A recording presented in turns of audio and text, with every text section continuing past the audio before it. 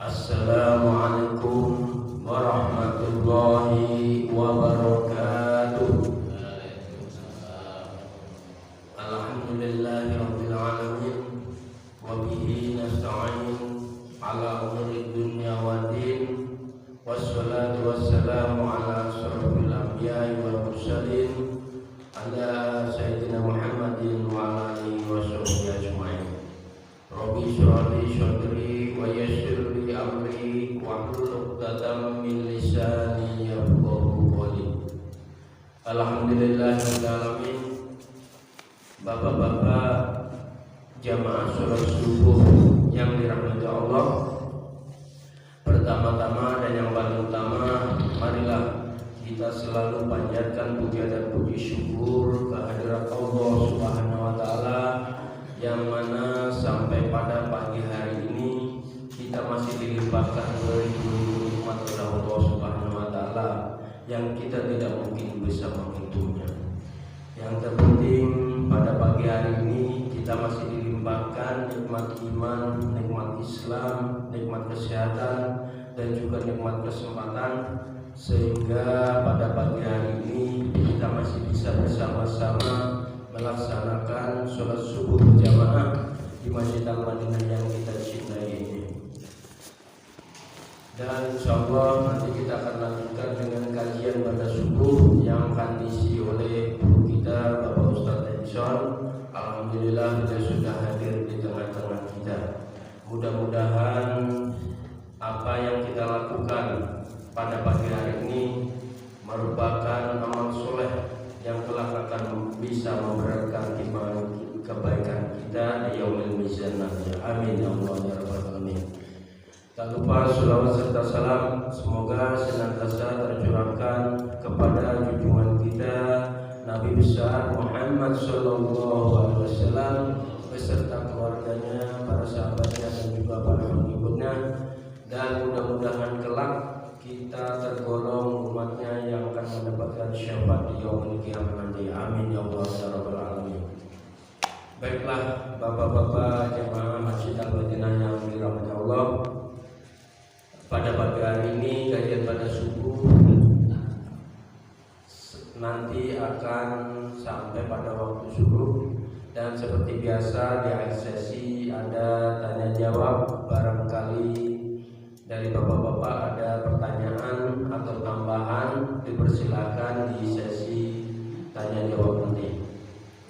Baiklah bapak-bapak, untuk memulai acara pada pagi hari ini, mari kita baca basmalah secara bersama-sama. Bismillahirrahmanirrahim. Baik, untuk menyingkat waktu kepada Bapak Ustadz Edison kami persilakan.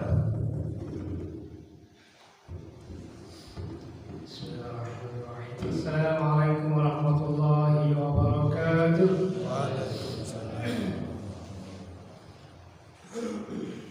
Alhamdulillahirabbil alamin. Hadana li hadza wa kunna linahtadi laula an hadana Allah. Asyhadu an la ilaha illallah wahdahu la syarika lahu wa asyhadu anna Muhammadan abduhu wa rasuluhu la nabiyya ba'dahu. Allahumma shalli wa sallim wa barik ala sayyidina Muhammad wa ala alihi wa sahbihi ajma'in. Amma ba'du. Subhanaka la ilma lana illa ma 'allamtana innaka antal alimul hakim. Rabbi shrah li sadri wa yassir li amri wahlul 'uqdatam min lisani yafqahu qawli. Raditu billahi rabban wa bil islami dinan wa bi Muhammadin nabiyya wa rasulan. Rabbi zidna 'ilma warzuqna fahma. Bapak jamaah majelis ilmu pada subuh hari Ahad yang diberkahi oleh Allah Ta'ala, Ustaz Ali Al-Mukarram, Ustaz Ali Sadi, bapak yang lainnya yang tidak bisa saya tempatkan satu-satu. Insya Allah bapak-bapak dan orang tua bapak disebutkan oleh Allah SWT di majelis yang tertinggi dari para malaikat. Ini karena Allah bangga dengan kita, dengan umatnya masih ada yang mau mengingat dirinya, mau berzikir.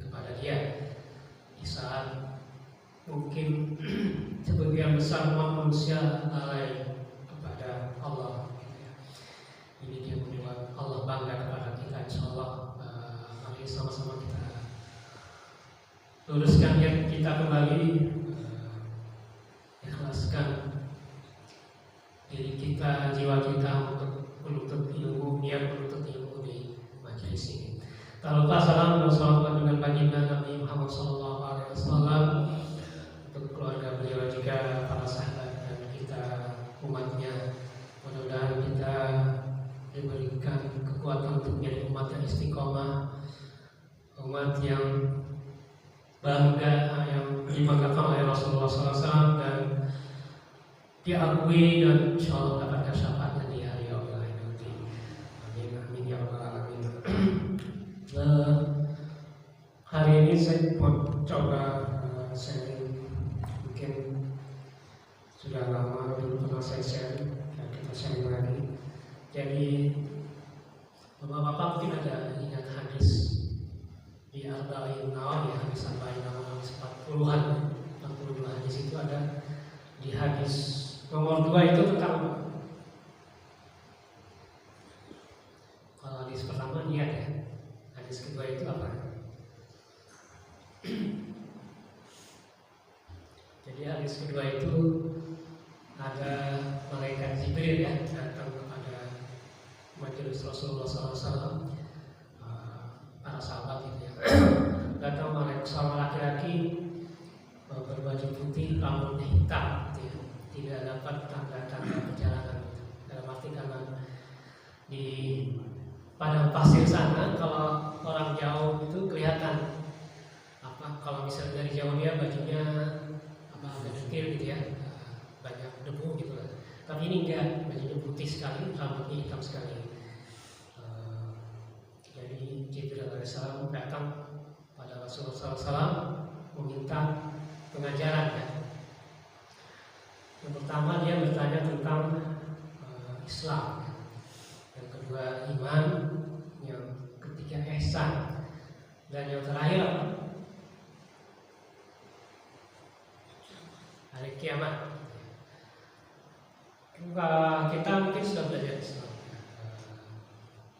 syahadat, sholat, ya, zakat, puasa, pergi haji, belajar iman juga gitu ya, belajar fikih Islam dan Ustaz Ali, Ustaz Priyatno gitu ya, belajar tauhid dengan Pak Ustaz Ali, Pak Ustaz Santo gitu ya. Sampai ihsan sempat saya belajar satu kitab kemarin, dan sekarang mungkin sama-sama kita sering belajar yang keempat, tanda kiamat. Jibril bertanya pada Rasulullah SAW, kabarkanku, birni ya, birni yaum al-misah, gitu. Kabarkan kepadaku tentang hari kiamat. Gitu. Rasulullah ditanya tentang hari kiamat, gitu ya. Rasul tidak tahu. Tidaklah hamba ini saya ini mengetahui, tidaklah yang ditanya mengetahui daripada yang menanya, gitu. Akhirnya Jibril mengubah pertanyaannya, gitu ya. Kalau gitu kabarkan tanda-tandanya, tanda-tanda kiamat. Itu nanti kita ada membahas itu, ada beberapa tanda-tanda yang tanda-tanda kecil. Jadi ada tanda-tanda itu ada dua, tanda-tanda kiamat kecil sukro, tanda kiamat kubro besar. Di sini hadis dari Huzaifah bin Asy'ad Al-Ghifari berkata, suatu kami berbincang, tiba-tiba datang Nabi Muhammad SAW pada kami bertanya, apakah kamu semua sedang membincangkan? Tanya Rasulullah SAW, kami ingatkan sedang membicarakan hari kiamat. Sabda Rasulullah SAW, kiamat itu tidak akan terjadi sebelum kalau melihat 10 tanda. Ini tanda-tanda kecil, tanda-tanda besar yang disebutkan ini. Asal dukhon ya, dajjal, dabah yang dinaunkan, terbit matahari sebelah barat, turun Nabi Israel, keluar dari Masjid, gerhana di timur, gerhana di barat, gerhana di Jazirah Arab, keluarnya api dari kota Yaman. Ini tanda-tanda apa? Besar ke sugro apa kubro? Kubro ya. Ini kubro. Semuanya udah terjadi belum? Belum ya. Bedanya tanda-tanda kiamat kecil sama tanda kiamat besar apa bedanya?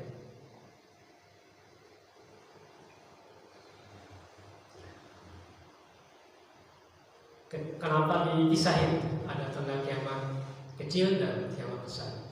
Bedanya apa? Kalau tanda-tanda kiamat kecil itu terjadinya mungkin tidak dalam waktu berdekatan, terus memakan waktu yang lama. Jadi dari zaman Rasulullah SAW sudah ada tanda-tanda kiamat kecil. Banyaknya dajjal atau yang pembantunya itu, bukan dajjal besarnya itu. Seperti ada yang mengaku nabi palsu itu termasuk dajjal gitu ya. Jadi itu tanda-tanda kiamat kecil. Dia mungkin kejadiannya tidak cepat dan tidak berlangsung lama, memakan waktu. Sedangkan tanda-tanda kiamat besar, apabila sudah terjadi tanda-tanda kiamat besar, maka antara tanda kiamat besar dan tanda kiamat lainnya itu cepat berjalannya gitu ya. Jadi seperti apa kalau ada tasbih gitu ya, tasbih kan bulat-bulat disusun ya. Kalau tasbihnya itu dipotong talinya, maka bulir-bulir tasbih itu turun dengan cepat ya, gravitasi cepat gitu. Nah itu tanda-tanda kiamat besar. Selama ini kita belum ada tanda kiamat besar, asap bukhon mungkin. Tapi nggak tahu, kita nggak tahu, mungkin bisa dalam waktu dekat atau masih lama gitu ya. Ini yang belum kita bahas. Tapi tidak salahnya kita tahu gitu, karena ini yang suatu yang diajarkan dari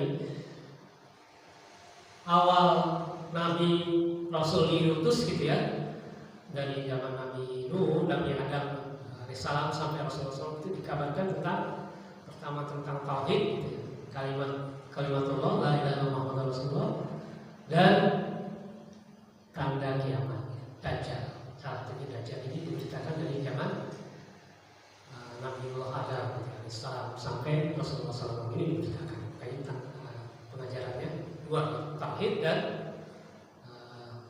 kiamat. Ini ajaran Rasul dari awal. Yang pertama asap bukhon. Bukhon ini asap, bukan cuma kebakaran, misalnya kebakaran hutan Kalimantan gitu ya, yang asapnya sampai sini ya. Tidak, tapi ini asap di sini maksudnya seluruh dunia akan mengalaminya gitu ya.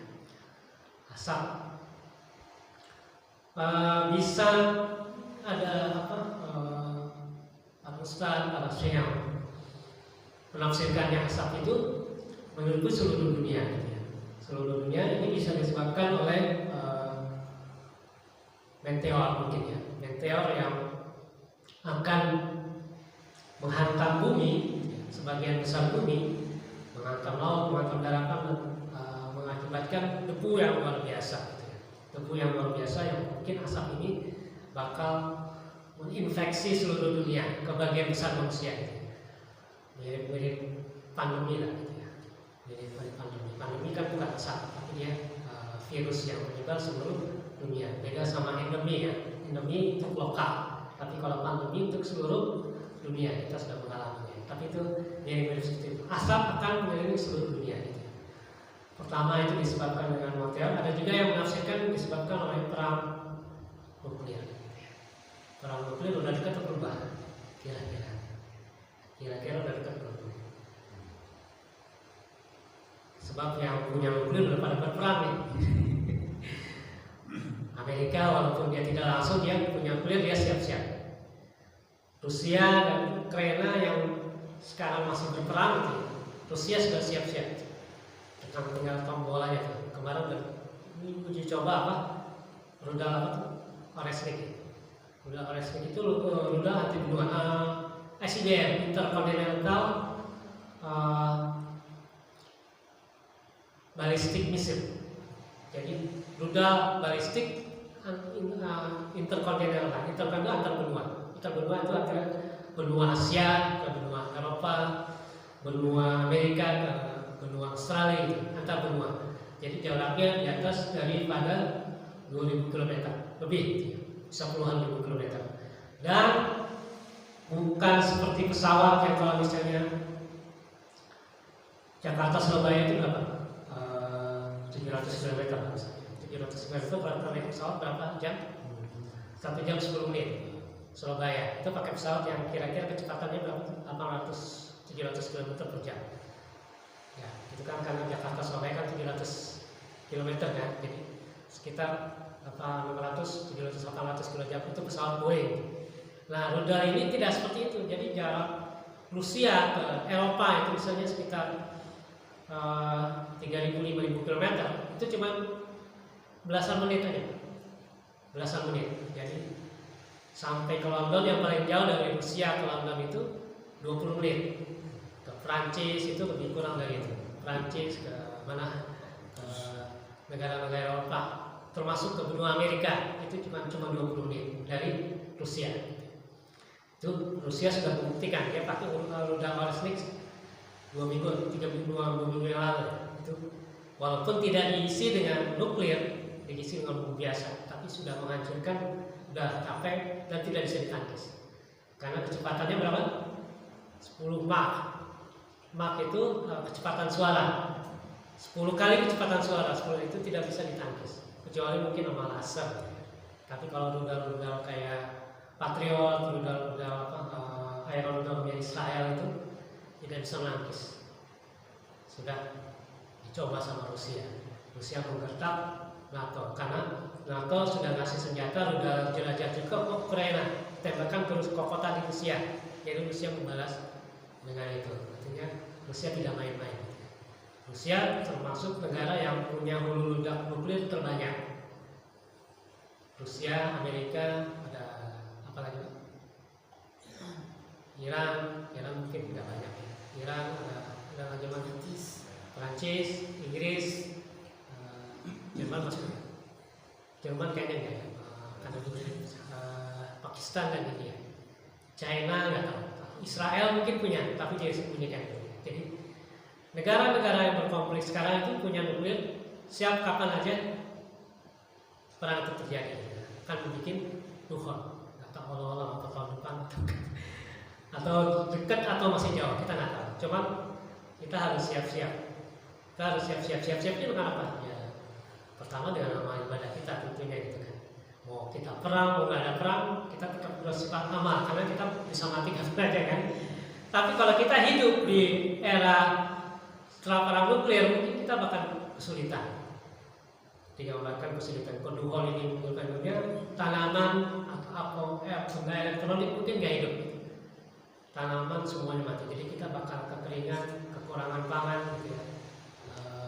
Apalagi teknologi nggak ada lagi tuh. Teknologi gitu. Paling ada sepeda yang masih bisa gitu. Motor, mobil hancur semua. Radio, televisi semuanya hancur. Tidak ada bisa komunikasi. Soalnya mungkin pakai telepati ini. Telepati. Itu asap. Yang kedua Dajjal. Dajjal mungkin kita nggak bisa gambarkan. Masih belum digambarkan. Ada laporan NASA bocor. Kemungkinan tahun depan atau tahun depannya lagi, gitu ya. Bumi akan diinvasi oleh siapa? Alien. Itu kabarnya NASA yang bocor. Kita nggak pernah tahu alien, tapi yang kita tahu mungkin alien ini Dajjal, wallahu a'lam gitu ya. Wallahu a'lam. Tapi yang Dajjal kalau yang dikabarkan hadis-hadis itu ya manusia biasa gitu ya. Dia lahir dari pasangan penyihir, satu penyihir. Terus dia lahir di mana ibunya itu digauli sedang haid digauli. Jadi udah lahir dari penyihir, dari hubungan yang tidak wajar, gitu ya. Tidak wajar. Jadi lahirlah Dajjal ini, manusia bermata dua, bukan bermata satu. Cuma matanya dia picek, buta atau dia cacat matanya gitu, sebelah.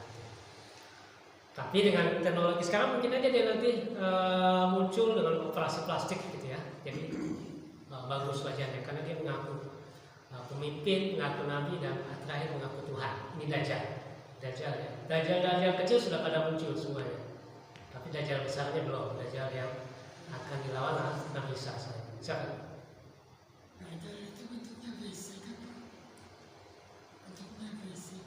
Fisik. Jadi kalau yang dikabarkan hadis-hadis sahih itu fisik. Memang ada yang menafsirkan Dajjal itu sistem.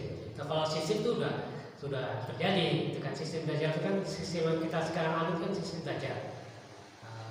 Riba gitu kan, demokrasi segala macam itu sistem Dajjal gitu kan. Sistem Dajjal. Itu yang kita sudah alami sekarang gitu. Tapi yang belum muncul kan manusianya. Manusia Dajjal yang lahir gitu ya.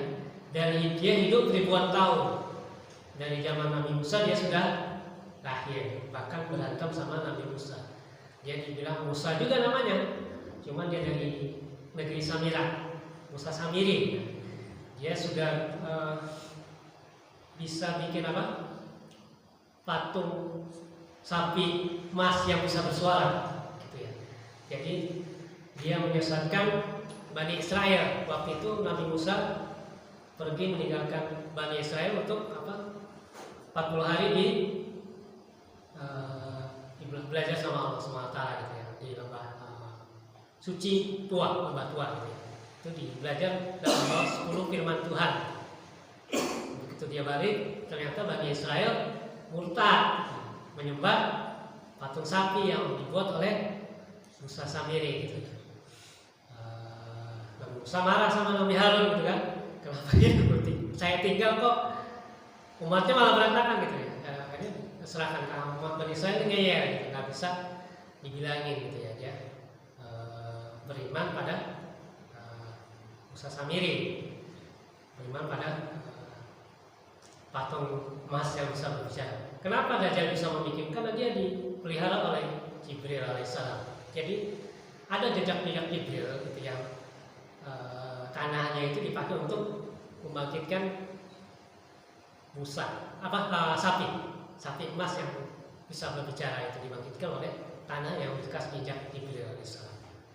Itu salah satu Ruhul Kudus ya, gitu ya. Ruhul yang suci, jadi bisa menghidupkan dalam politik atas izin Allah gitu ya, benda mati. Dajjal. Yang ketiga binatang melata di sini dibilang dabbah. Tapi dabbah ini nanti binatang yang melata tapi dia bisa berbicara. Dia bisa berbicara pada manusia. Ini belum muncul juga. Terbitnya matahari dari sebelah barat juga belum muncul gitu ya. Tapi dalam penelitian NASA itu memungkinkan sekali gitu. Karena matahari kan yang ngatur siapa? Allah SWT. Dia bisa menurunkan matahari dari mana aja gitu ya. Dari mana aja bisa. Tapi ini kalau sudah terbit matahari dari barat ini, orang yang kafir nggak bisa tobat lagi. Nggak bisa tobat lagi, ini pintu tobat tertutup.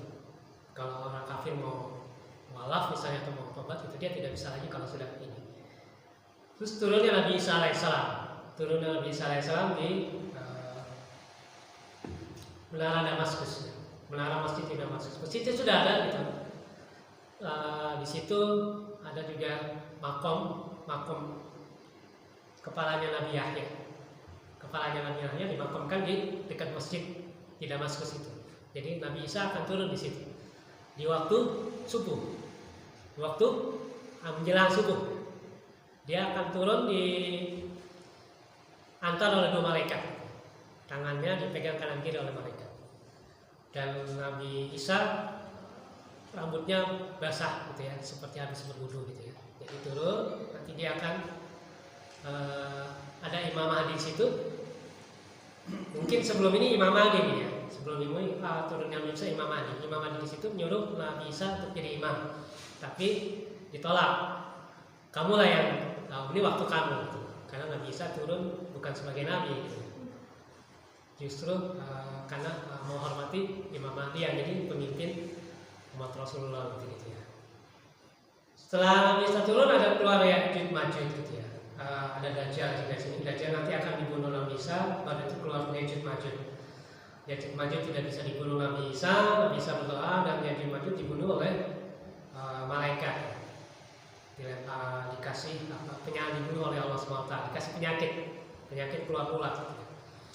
Dan Ya'juj Ma'juj yang jumlahnya 1/1000 dari 1000 kali lipat dari jumlah umat manusia itu bikin bumi itu bau sekali gitu dengan mayat-mayat Yajuj Majuj. Sampai burung lewat di atas mayat Yajuj Majuj itu jatuh saking baunya gitu loh, saking baunya itu. Akhirnya Allah itu menurunkan hujan akhirnya yang membersihkan mayat itu. Mayat itu akan hilang dengan turunnya hujan. Ada juga gerhana di timur, gerhana di barat, gerhana di Jazirah Arab. Keluarnya api dari Yaman, ada hembusan angin juga sebelumnya, hembusan angin yang membunuh kaum mukmin. Gitu. Kaum mukmin semuanya meninggal, yang tersisa orang munafik, orang kafir. Gitu. Terus keluarnya api kota Yaman menghalang manusia ke tempat padang mahsyar, calon padang mahsyar, yaitu yang mungkin tempat tertinggi di dunia, di bumi Syam, itu tempat tertinggi di dunia, termasuk Mekah dan Madinah, gitu. Bumi Syam itu. Asap akan memenuhi timur laut selama 40 hari. Tadi asap yang pertama tadi ya. Orang beriman yang terus akan bersin. Jadi kalau orang beriman tuh aman gitu ya, cuma bersin. Tapi orang kafir dia akan mabuk keluar dari hidung muka dan membuat wajahnya itu tidak bercahaya, jelek orang kafir. Di sini Dajjal pribadi gitu ya, sebelah matanya buta dan tertulis huruf Arab ya, kafaro, tertulis. Tapi yang bisa melihat atau yang mengerti itu cuma orang mukmin. Orang kafir mungkin bisa melihat tapi tidak mengerti, atau dia tidak bisa melihat gitu. Tulisan dari Dajjal kafar. Tulisan kafar ini setelah ada hasad. Sebelumnya Dajjal itu bersih mukanya, matanya juga tidak terlihat buta gitu. Jadi seperti orang soleh pada umumnya. Orang soleh dia dakwah jadi nabi gitu, jadi Tuhan. Dajjal ini akan yang jadi rajanya Israel. Jadi dia akan pemimpinnya Israel di Dajjal ini. Makanya ini Mesias yang ditunggu oleh kaum Yahudi sekarang. Jadi lawannya Imam Mahdi. Cuman Imam Mahdi pun tidak bisa melawan. Yang bisa melawan Nabi Isa alaihissalam. Binatang melata di Nabatul Ard bisa dia bawa tongkat Nabi Musa dan cincin Nabi Sulaiman. Dia juga bisa menunjukkan ini orang beriman dan juga orang kafir. Turun Nabi Isa di Menara Putih, dia akan membunuh Dajjal dengan tongkatnya Nabi Sulaiman. Terus Nabi Musa akan menjalankan syariat. Gitu ya. Ada yang hadis lain dia akan menikah, gitu ya, dia punya anak, gitu ya. Terus dia akan mematahkan salib, gitu ya, dan membunuh babi. Dia juga sebagai penentang orang-orang yang menuhankan dia. Jadi orang-orang Nasrani, orang-orang Kristen yang menuhankan dia dibantah oleh Nabi Isa alaihissalam. Jadi orang Kristen kena hoax, kena prank.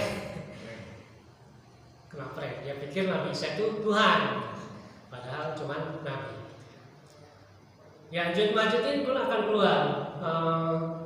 Beberapa berita tembok ini sebenarnya sudah terbuka. Temboknya Yajuj Majuj yang di daerah Kaukasus sana, gitu ya, dua pegunungan yang ditutup oleh Raja Zulkarnain dengan tembaga yang dikasih api ya. Jadi tembaga itu kalau dikasih api apa? Mencair ya, mencair terus mengeras kembali gitu kan. Nah itu di besi dan tembaga digabung jadi apa tuh? Jadi kuat gitu kan. Jadi kuat menutup lubang. Ada celah lubang di antara dua gunung. Di antara dua gunung di situ Yajuj Majuj dikurung gitu ya. Yajuj Majuj ini Yajuj yang tinggi besar, Majuj yang kecil.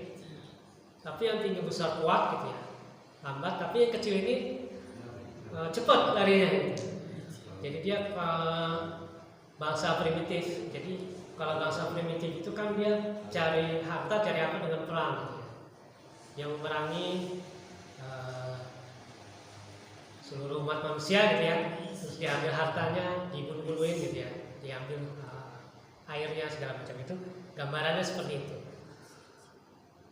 Ada tafsir lain sebenarnya maksud itu sudah keluar di abad ke-10 Masehi, di abad ke-10 Masehi sudah keluar, ditandai dengan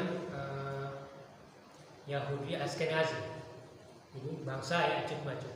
Yahudi Askenazi ini yang menguasai Israel sekarang. Itu bukan Yahudi asli ya.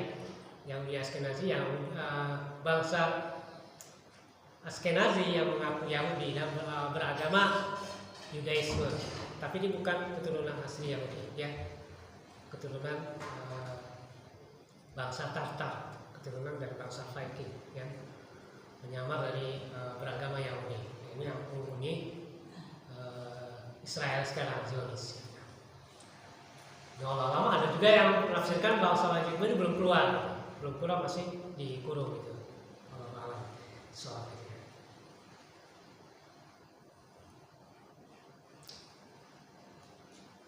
Nah ini tanda-tanda kecil ya. Hari kiamat itu punya tanda bermulanya tinggal laris jualan di pasar, sedikit saja hujan dan tidak begitu tumbuh-tumbuhan.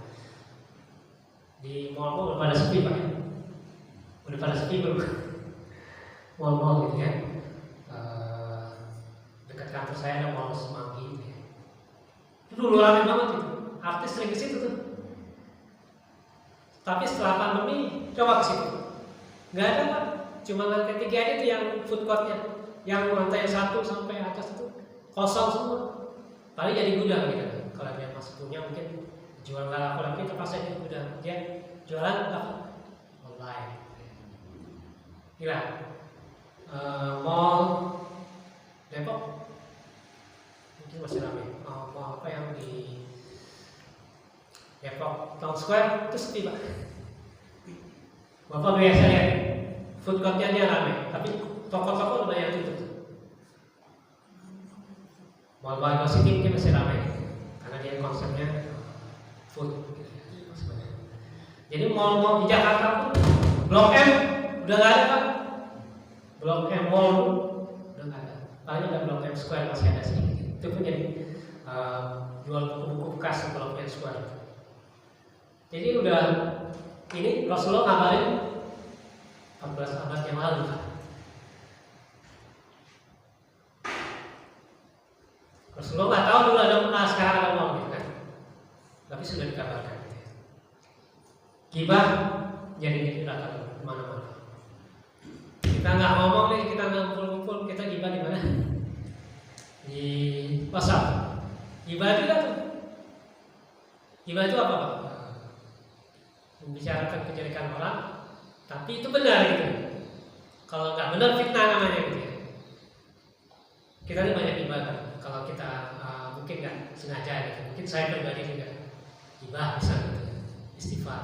Terus minta maaf sama orangnya kalau enggak minta maaf, kasih Al-Fatihah pada orang yang kita gibahin. Itu salah satu kafaratnya. Kasih Al-Fatihah atau kata sumbangan atas nama dia gitu ya. Jadi kita mengurangi gibah. Karena gibah ini bukan dosa kecil Pak, dosa besar. Bisa menghapus amalan kita. Dosa besar gibah. Jadi menghapus amalan kita. Kalau kita masih kurang dengan starafnya itu amal jelek yang kita gibah itu ke kita. Pahala kita ke dia, yang jelek itu kita. Makan gibah merajalela sampai sekarang ya, apalagi pinjol sekarang lebih gawat lagi dari bank-bank yang dulu kan paling bunganya sedikit kecil. Masih ada yang kadang-kadang diterima, masih kadang-kadang itu masih dimaafkan. Tapi kalau pinjol jelas riba besar, terlalu makan tinggi bunga. Itu ada teman kantor gitu, tagih semua temennya ditagih Pak, sampai bos-bosnya ditagih gara-gara satu orang yang pinjam gitu. Terlambat bayar atau nggak bisa bayar. Itu isi kontaknya semuanya di sampai kita yang nggak tahu ditagih-tagih pinjol. Judul sama. Banyaknya anak-anak Cina. pacaran anak yang sekarang gawat. Orang tua permisif gitu ya sekarang, biarin aja gitu. Jadi kalau misalnya nggak pacaran justru malu orang tuanya nih, anak gua nggak laku-laku gitu. Jadi dibebasin, hati-hati. Kalau sudah usia ini, kalau emang ini atau terlalu ini dinikahkan. Kalau sudah ini, walaupun dia belum punya kerja, nikahkan aja. Orang tua tanggung jawab, jangan sampai zina ini menyebar. Memang kondisinya seperti itu. Anak SMP, bahkan anak SD pun sudah ini. Karena gampang sekarang Pak, cari belajar, padahal dia download belajar atau buka Google belajar gitu ya. Tapi yang keluar apa? Iklan-iklan aneh-aneh itu kan. Awal-awal enggak. Lama-lama penasaran dia. Anak SD ini jadi ikut-ikutan gitu. Dari anak SD kan kita harus cek anak kita siapa betul. Enggak bertemu pun sekarang dia apa? Terlalu banyak megang HP. Apa yang dilihatnya kalau bisa tahu itu lebih bagus. Karena itu tanggung jawab kita sebagai orang tua. Orang-orang fasik bersoal tentang semuanya bikin bikin heboh gitu ya. Politik di masjid, maksudnya dulu kan ada partai politik yang non muslim pemimpinnya itu, tapi di masjid terus ciptaan gitu ya, ciptaan padahal dia bukan muslim gitu. Sampai sekarang kan masih cari pengaruh di masjid-masjid di pesantren gitu. Tapi dianggap orang suci gitu. Padahal dia najis. Orang kafir kan najis, bukan najis badannya ya, najis batinnya. Batinnya menyentuhkan Allah. Itu najisnya. Kalau badan mungkin bersih dari kita. Tapi dia najis batinnya. Hal yang bukan banyak menurut ya. Ya seperti itu, pencitraan, flexing gitu. Orang-orang bukan semua tuh pamer gitu ya. Terus orang apa lagi? Di medsos itu banyak seperti itu ya. Zamannya gitu.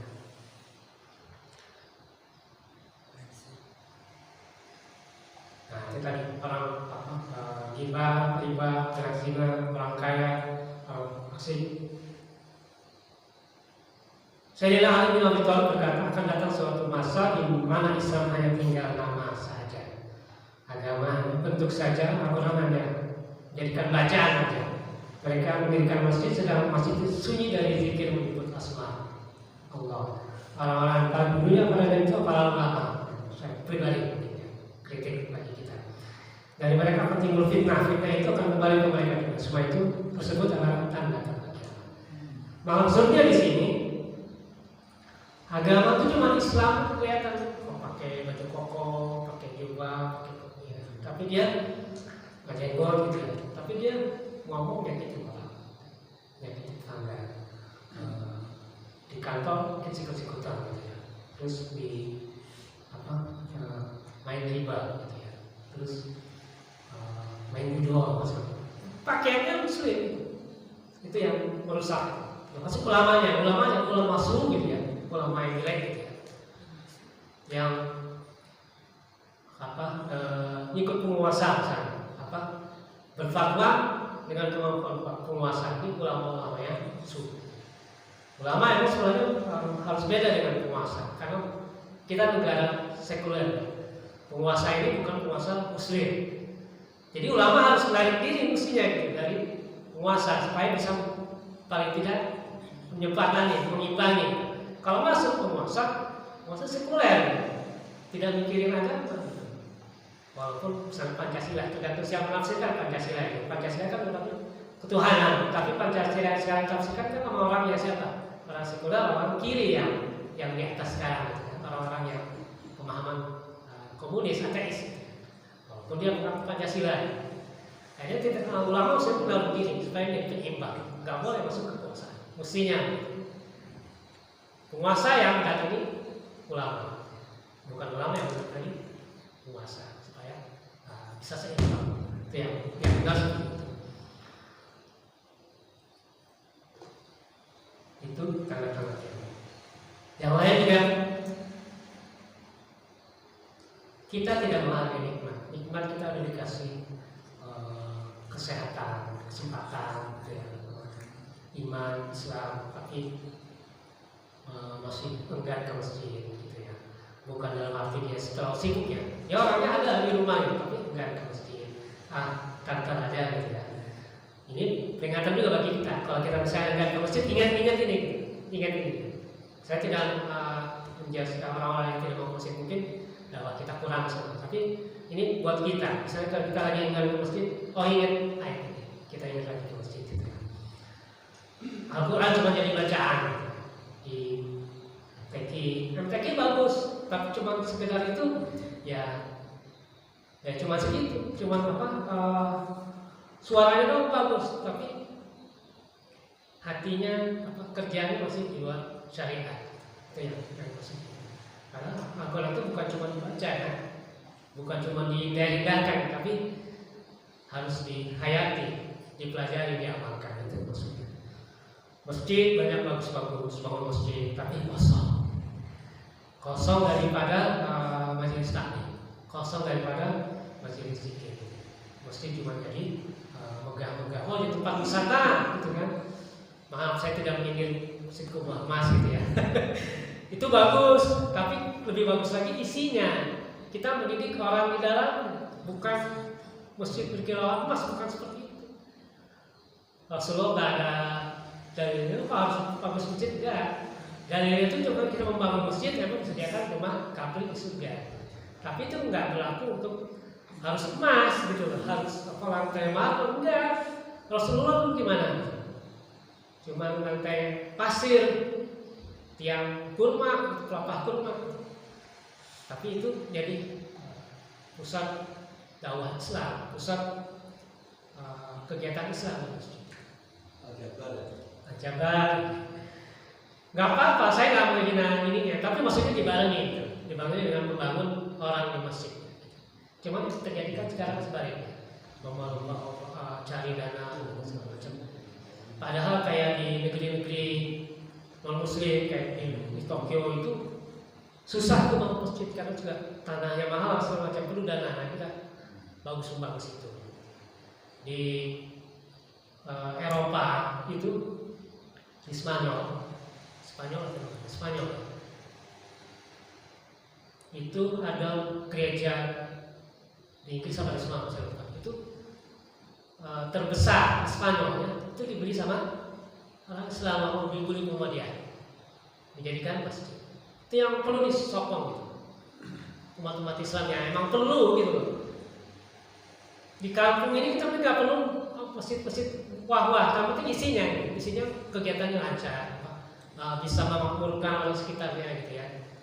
Apa gunanya kita masih megah cuma di samping kiri kanan kita masih dalam taraf makan aja susah gitu ya. Apa ini susah?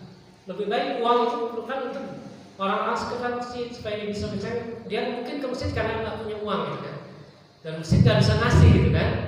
Coba kalau dia misalnya sholat subuh 100.000 nih bagi ini, mungkin datang gitu. 1-2 kali kalau nanti lama-lama mungkin ada hidayah gitu kan, ada hidayah dia tanpa uang pun bisa datang, mungkin seperti itu. Masjid Joko Karyan itu masjid megah kan? Enggak apa, cuman uang kasnya nol terus. Kan untuk umat gitu. Dia bisa bikin takjil 4.000 orang gitu. Terus lingkungan sekitar juga terpengaruh tuh. Jadi kalau pas Ramadan ramai sekali itu. Bang Ali yang sudah kesono. Ramai satu kampung tuh, bukan cuma satu masjid, satu kampung jadi pasar Ramadan. Dan dia bisa bagi 3.000-4.000 piring per hari gitu. Itu jadi bagus. Itu masjid seperti itu yang ini. Terus ada masjid di Bogor sama Kaki Malik ya. Itu jadi ini juga jadi kafe anak-anak muda yang memang alergi ke masjid. Jadi masuk ke masjid, anak muda yang mungkin biasa ke kafe apa segala macam. Jadi ke kafe masjid. Kalau ada azan ya sholat di situ. Dibanding kalau kafe-kafe di luar masjid mungkin azan nggak ada, sholat apa enggak juga bukan urusan. Tapi kalau kafe di masjid, orang-orang yang biasa ke kafe, kok gitu aja kan sholat. Itu fungsi masjid seperti itu. Apalagi kita sekarang Gen Z milenial, ini orang-orang yang Saya lihat masih banyak jarang ke masjid. Padahal itu generasi pengganti kita, Pak. Saya mungkin berapa tahun lagi nggak tahu, besok berapa sudah game over gitu. Nggak lagi saya mengisi di sini, gitu. Walau alam, alhamdulillah masih bisa mengisi masjid. Gitu. Tapi nggak ada jaminan. Waktu sebentar lagi mungkin sudah hilang kita. Generasi yang ini mana? Nggak ada, belum ada pengganti kita. Kayak pemimpin masjid mungkin perlu ada remaja masjid yang naik gitu. Remaja masjid atau pembina remaja atau remajanya dikuatkan gitu, supaya bisa ada pengganti. Ulama dihina difitnah oleh yang berdoa majikan. Ada lagi tamatan lagi yang apabila harta orang kami dihalalkan tanpa perang, jadikan pembagian kegiatan. Aman jadikan seperti harta rampasan. Zakat jadikan seperti pinjaman. Belajar lain daripada agama. Kalau kita pada istrinya, STI ya, suami takut istri. Maksudnya istri yang durhaka, suami takut gitu maksudnya. Bukan istri yang soleha maksudnya gitu ya. Tapi ini istri yang durhaka maksudnya. Durhaka pada ibunya, dia lebih cenderung istri daripada ibunya. Padahal suami harus tetap berbakti pada ibu walaupun dia sudah berkeluarga. Jauhkan ayahnya. Suara-suara terlalu keras dan masjid. Maksudnya suara-suara maksiat gitu maksudnya. Pemimpin pilih orang yang fasik. Pemimpin dipilih orang yang fasik. Yang jadi seperti ini gitu. Maaf, gitu. Demokrasi itu seperti itu. Suara pelacur sama suara ustaz sama. Padahal dalam Islam tidak seperti itu gitu. Orang fasik nggak boleh bersuara. Suara orang dalam syuro itu suara orang yang terpilih gitu. Nggak boleh disamakan gitu. Orang belakangan karena ditakuti gitu. Karena dia punya senjata gitu. Karena dia punya kekuasaan. Padahal nggak boleh gitu. Ini tanda-tanda kiamat sudah terjadi. Dan yang mungkin belum ini penaklukan Baitul Maqdis. Makanya orang Gaza itu tetap istiqomah menegakkan Gaza. Mereka bukan nggak mau pindah gitu Pak. Banyak nawarin itu pindah tempatnya 4 kali lipat, 5 kali lipat lebih besar. Dikasih perumahan, dikasih kerjaan segala macam. Mungkin di Arab Saudi, di Mesir, di Jordan gitu. Tapi mereka nggak mau pindah karena mempertahankan Baitul Maqdis. Ini tentang baik mereka, kita harus terima kasih pada mereka. Kita nggak bisa bantu mereka, kita doakan kita. Jangan dimusuhi itu, jangan dicuekin. Mereka berjuang untuk Rasulullah, untuk Allah SWT. Tinggal manusia-manusia buruk yang seenaknya melakukan persembahan seperti himar, keledai. Pada zaman inilah kiamat akan cepat datang. Ini udah di mana? Bahkan di satu negeri itu ada yang di luar kan? Di negeri kita pun gitu. Di tempat umum, di camping ada kemarin yang viral itu kan melakukan zina pakai kerudung lagi. Kita jaga keluarga kita. Musik ini ada istilah.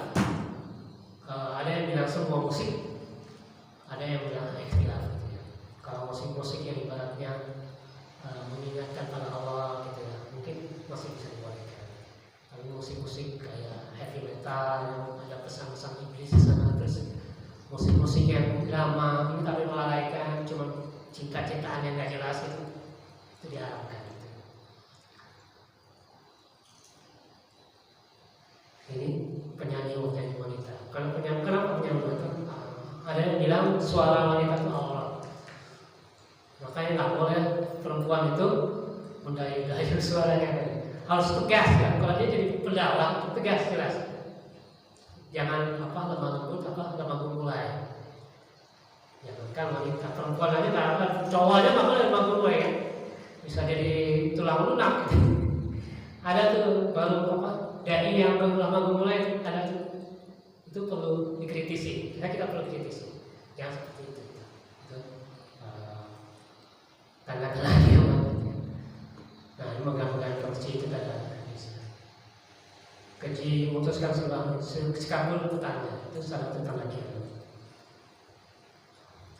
Orang-orang baik, satu-satu kiai banyak meninggal. Mereka padahal penjaga-penjaga warisan Rasulullah SAW. Mereka waris Nabi, tapi hilang. Diangkatnya ilmu bukan tidak ilmu diangkat itu, tapi dimatikan para ulama yang soleh gitu, ulama yang baik itu dimatikan. Itu jadi umatnya makin bodoh. Maka kita harus di sini perlu usaha gitu, cari belajar yang baik, cari belajar yang pas, gitu. Mencari ulama-ulama yang pas, cari ulama-ulama akhirat. Ulama-ulama akhirat yang mengingatkan mati tidak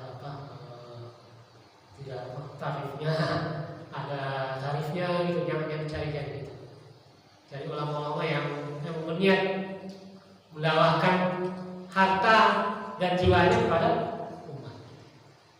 umat yang mestinya kalau berdakwah harta dan jiwa dia, bukan karena amplop gitu. Kalaupun dikasih ya kita terima, itu hadiah, itu untuk kebaikan. Tapi kalau yang masang tali apa segala macam itu perlu dihindari. Kalau dia ulama-ulama dunia, kita cari ulama-ulama akhirat. Nah, karena matinya ulama tadi, jadi banyak orang yang bodoh. Ahli ilmu makin sedikit gitu. Zaman ini ahli ilmu makin sedikit, ahli pidato makin banyak. Kalau zaman Rasul dulu, ahli ilmu banyak, ahli pidato sedikit. Karena berpidato itu beresiko. Saya mengutarakan resiko saya juga. Kalau saya nggak melakukan, kembali pada saya itu beresiko. Kalau saya bisa sedikit ngomong, tapi kalau nggak ada yang ngomong itu terpaksa kita ngomong. Berbaik sih dia gitu. Tapi kalau kita sekarang nggak ada yang bicara, ya kita bicara. Pidato. Ahli ilmu memang makin sedikit, ahli pidato makin banyak.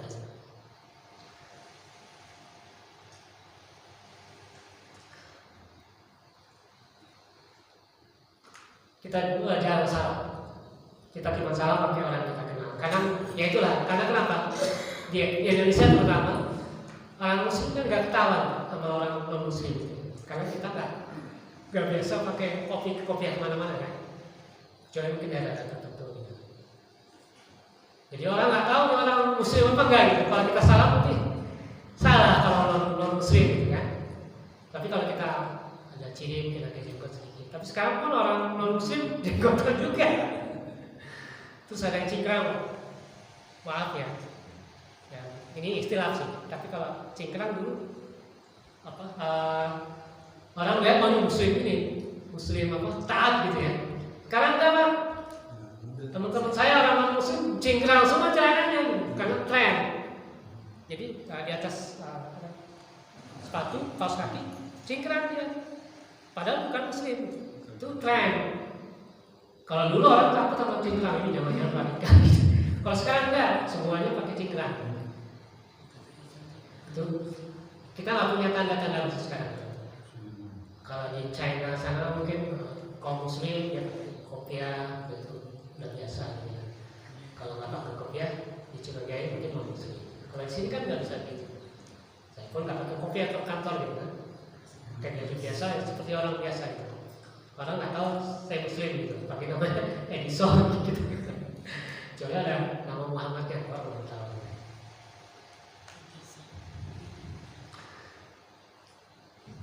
Bulan sapi juga makin besar. Ini salah satu tanda kiamat kecil.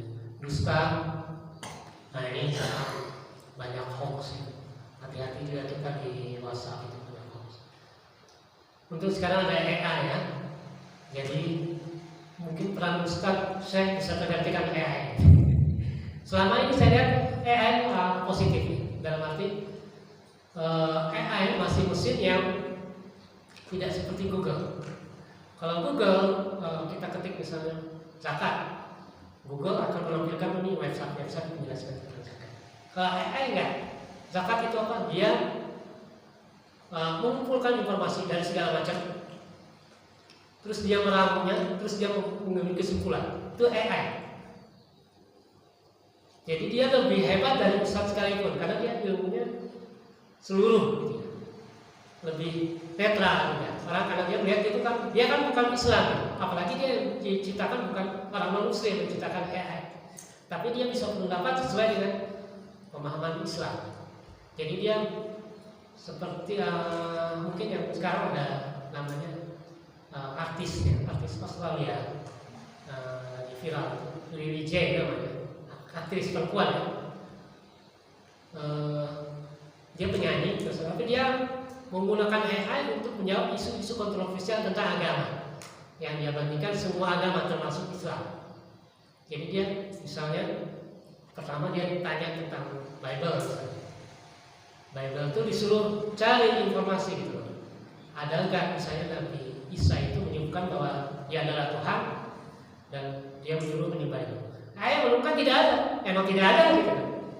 Terus kenapa orang Kristen disuruh menyembah Nabi Isa gitu? Ya karena itu persepsi gereja sendiri, bukan persepsi Bible gitu.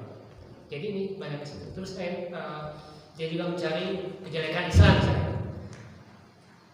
Kenapa Rasulullah menikahi Aisyah gitu. Dibela sama AI gitu.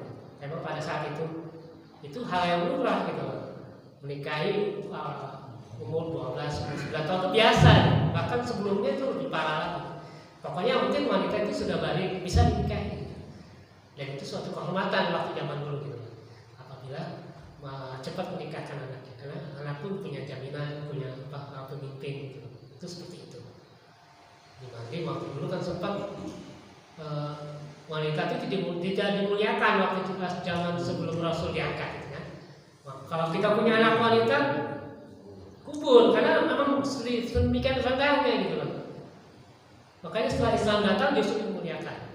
Jadi wanita itu dimuliakan kalau sudah waktunya cepat dinikah.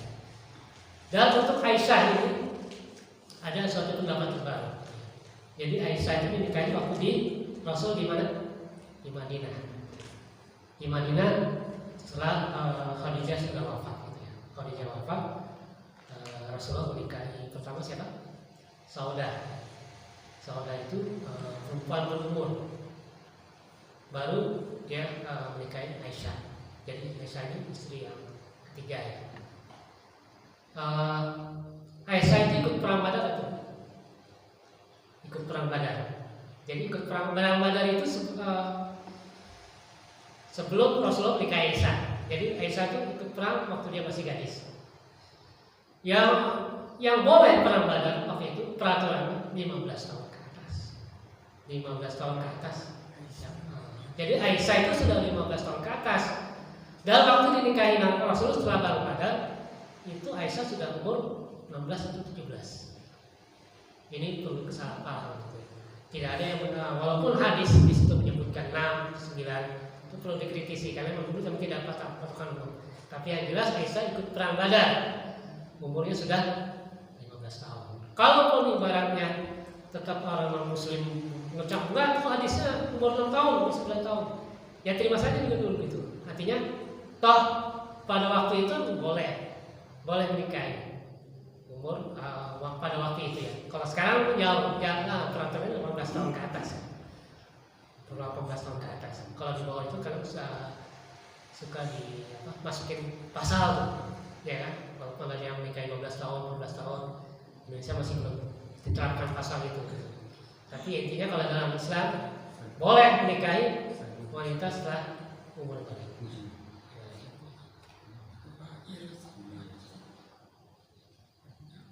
Banyak kesaksian palsu di pengadilan disumpah kan itu pejabat-pejabat itu kan disumpah. Nah yang kemarin menteri-menteri itu disumpah, yang Nasrani pakai Bible, yang Muslim pakai Quran. Ternyata dia tidak menjalankan sumpahnya itu di mana? Sumpah palsu. Sumpah palsu. Terus kemarin dia orang jadi pemimpin itu pada pesta pora tuh, ini kepilih jadi menteri senang-senang gitu. Kalau zaman Rasul kan pada sedih lah. Kalau diangkat pejabat itu pada sedih karena tahu tanggung jawabnya besar. Daripada dia tanggung jawab sendiri sama keluarga, begitu dia angkat pejabat, dia tanggung jawab sama umat. Artinya kalau dia berbuat dosa satu umat itu kena dia.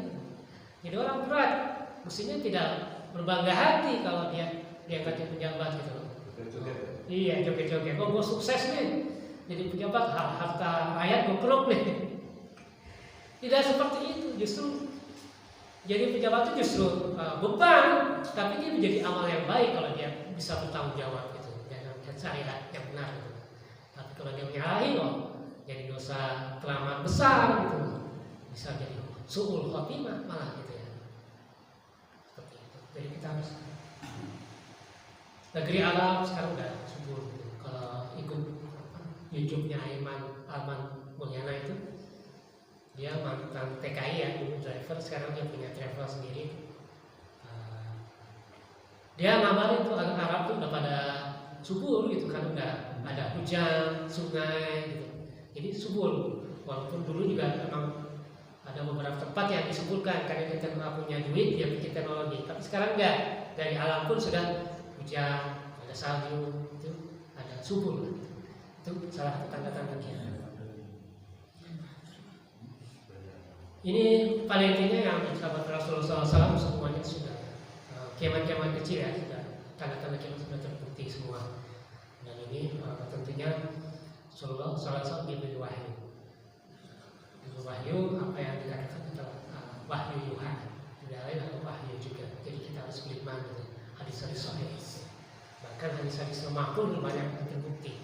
Kalau dulu oke lah, kalau semua tidak, tapi hadis-hadis lemah pun sudah terbukti. Sebagian besar. Nggak perlu ramalan Nostradamus siapa lagi gitu. Nggak perlu Jayabaya, nggak perlu lagi gitu. Prediksi Rasulullah kita cukup. Gitu.